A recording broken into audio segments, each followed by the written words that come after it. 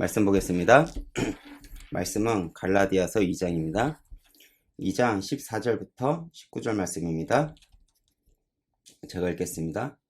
그러므로 나는 그들이 복음의 진리를 따라 바르게 행하지 아니함을 보고 모든 자 앞에서 게바에게 이르되 내가 유대인으로서 이방인을 따르고 유대인답게 살지 아니하면서 어찌하여 억지로 이방인을 유대인답게 살려 하느냐 하였노라.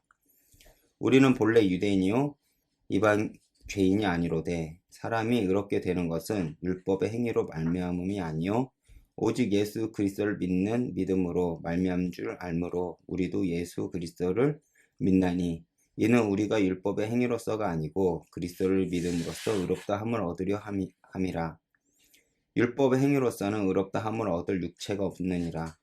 만일 우리가 그리스도 안에서 의롭게 되려 하다가 죄인으로 드러내면 그리스도께서 죄를 짓게 하는 자냐? 결코 그럴 수 없느니라. 만일 내가 헐었던 것을 다시 세우면 내가 나를 범법자로 만드는 것이라. 내가 율법으로 말미암아 율법에 대하여 죽었나니 이는 하나님에 대하여 살려 함이라. 아멘. 당시 갈라디아 교회는 복음이 증거가 되면서 점차 그리스도를 이제 받아들이는 이방인 수가 많아졌습니다. 그런데 갈라디아의 일부 교사들은 이방인 그리스도인들도 유대 그리스도인처럼 모세 율법의 전통 의식을 다 지켜야 된다고 이제 주장하기 시작했죠. 무슨 말이냐면 그들은 구원이 오직 예수 그리스도를 믿는 믿음이 아니라 뭔가를 더 해야만 하나님께 온전히 받아들여질 수 있다고 이제 주장한 것입니다. 그리고 꽤 많은 이들이 이러한 메시지에 이제 흔들리고 있죠.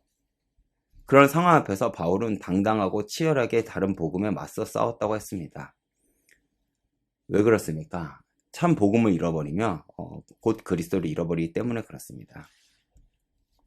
그런데 우리도 마찬가지인 것 같습니다. 우리는 은혜로 구원을 받았습니다. 은혜로 구원을 받았다면 받았다는 것은 내 공로, 내 열심, 내 의가 없다는 것입니다. 그런데 우리의 모습은 어떻습니까? 내가 구원을 받고 내가 은혜를 받은 것은 감사한 일인데 내가 가진 기준과 방법을 자꾸 누군가에게 강요를 합니다. 나만의 율법이 생겨버린 것이죠. 그리고 내가 가진 그 기준을 가지고 판단을 하기 시작합니다. 마치 당시 갈라디아 교회의 교인들처럼요. 바울은 이러한 모습을 이제 비판하기 시작한 것이죠. 그리고 바울은 베드로와 있었던 한 가지 사건을 이야기하면서 복음을 깊이 설명합니다. 베드로가 이방인들과 밥을 먹다가 사람들이 오니 서둘러 떠나갔다는 것을 이제 책망한 사건입니다. 왜 그러냐면 율법에 보면 부정한 음식을 먹거나 시체로 만진 자들은 이제 부정하다고 했기 때문에 그렇습니다. 그렇기에 부정한 음식을 먹은 사람과 함께 음식을 먹으면서 자신도 부정해진다고 생각을 했습니다.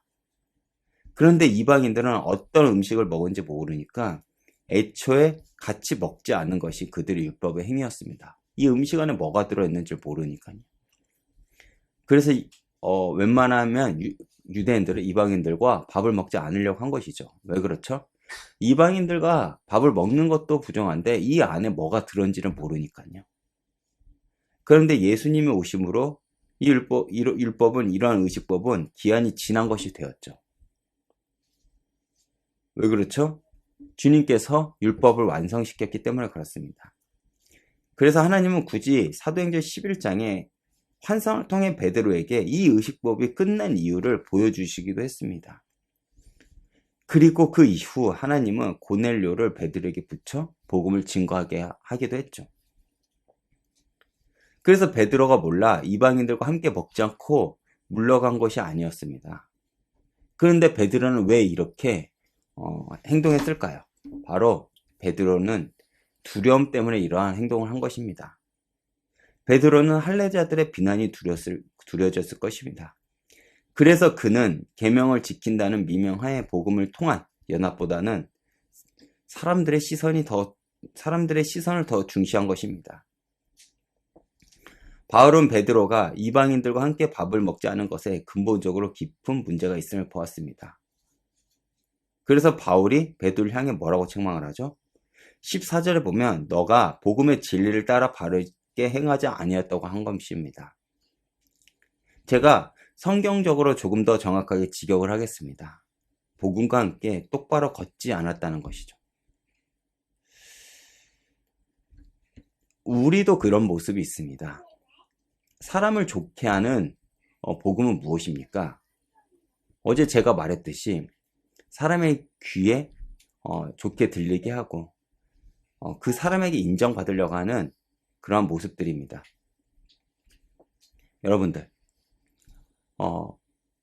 진짜 복음을 들으면 우리는 회개가 나옵니다. 회개는 당연히 인간이 우리가 하나님한테 반응하는 모습이겠죠. 그런데 다른 복음은 무엇이냐? 그 사람에게 맞춰진 복음입니다. 우리는 하나님이 아니면 특별한 존재가 아니죠. 그런데 다른 복음은 우리를 자꾸 특별한 존재로 만들려고 합니다.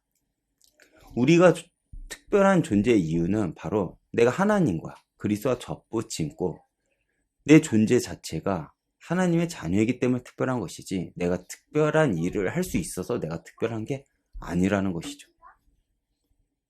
그런데 우리는 뭐에 반응을 합니까? You can do it. 넌 할 수 있어. 너는 가능성이 있어. 너는 위대한 일을 할 거야. 우리는 여기에 반응합니다. 왜 그렇죠? 우리의 동기는 내가 하나님의 사람이 되는 것보다 내가 특별한 그 일을 하는 것에 더 매력적으로 들리기 때문에 그렇습니다. 그리고 우리가 왜 외식을 하죠? 바로 우리는 하나님을 의식하기 이전에 사람을 의식하기 때문에 그렇습니다. 여러분들, 하나님을 의식하는 그러한 신앙생활을 했으면 좋겠습니다. 다시 말해 바울이 베드로를 책망한 그 내용을 보면 너가 복음을 알지만 네가 복음에 네 전부를 걸지 않았다는 것을 책망한 것입니다. 우리가 복음에 올인했다는 것은 무엇입니까? 바로 복음의 진리가 삶 전체에 광범위한 영향을 미친다는 것입니다. 그래서 우리의 삶 전체의 복음의 취지 혹은 복음의 방향을 따라야 될 책임은 우리 안에 있는 것이죠. 삶의 모든 영역에서 복음을 따라 우리의 사고와 감정 그리고 행동을 거기에 맞춰야 됩니다. 복음의 진리는 세상의 통념과는 철저히 상반되죠. 그런데 우리는 세상에 살다 보니 세상의 통념을 이미 많이 받아들여졌습니다. 그래서 그리스도인이 되었다는 것은 무엇이냐라고 하면 구원을 넘어 모든 것을 복음에 맞춰 나가는 과정입니다. 여러분, 단 한 번에 내 삶이 올인되지는 않습니다. 그런데 우리가 복음을 통해 내 삶을 조정해 나간다면 어제보다 오늘이, 오늘보다 내일이 더욱 복음에 내 삶이 맞춰질 것입니다. 그것이 하나님께서 기뻐하는 삶이 될 것입니다. 오늘 하루도 이러한 응답 속에서 승리하는 날이 되시길 축원드리겠습니다.